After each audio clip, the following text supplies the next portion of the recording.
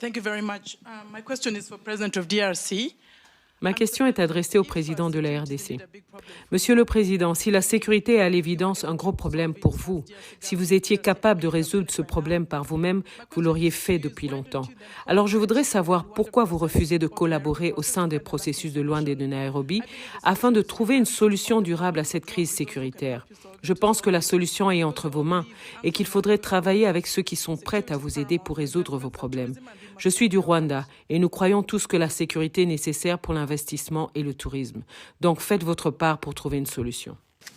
Si vous êtes rwandaise, vous devez savoir qu'il y a eu au mois de novembre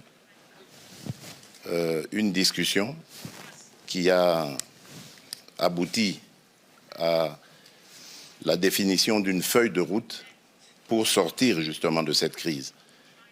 Et cette réunion a eu lieu en Angola, à Luanda précisément, et en présence de tous les pays, surtout les représentants des deux pays concernés, c'est-à-dire le Rwanda et la République démocratique du Congo.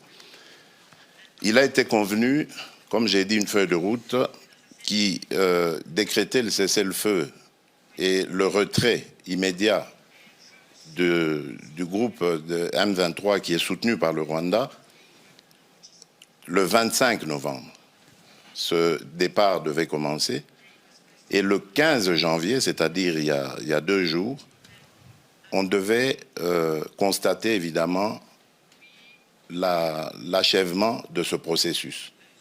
Eh bien, figurez-vous, madame, que le M23, groupe terroriste soutenu par le Rwanda, est toujours dans certaines localités qu'il avait prises à la République démocratique du Congo.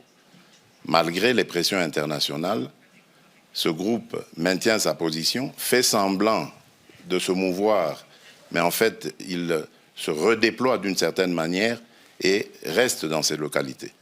Et je vous apprends que depuis lors, il y a eu un massacre qui s'est fait dans une localité qui répond au nom de Kishiché, d'une centaine de personnes, des innocents, que ce groupe a voulu massacrer pour les terroriser et les pousser à se déplacer de cette localité qui regorge de matières précieuses dans son sous-sol.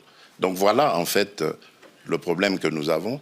C'est un très grand défi parce qu'on ne peut pas investir à la fois dans le développement du pays et dans les ressources pour augmenter les capacités de l'armée et pouvoir ainsi se défendre.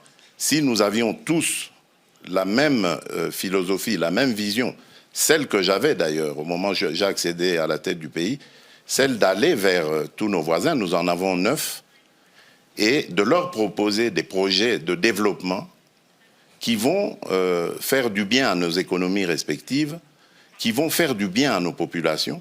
Et je peux vous citer comme ça, pour chaque pays, chacun des 9 voisins que nous avons, quel est le projet dans lequel le projet que j'avais proposé et dans lequel j'invitais que nous nous investissions tous pour aller vers ces échanges commerciaux, économiques et autres qui allaient amener la paix et garantir la stabilité de la région.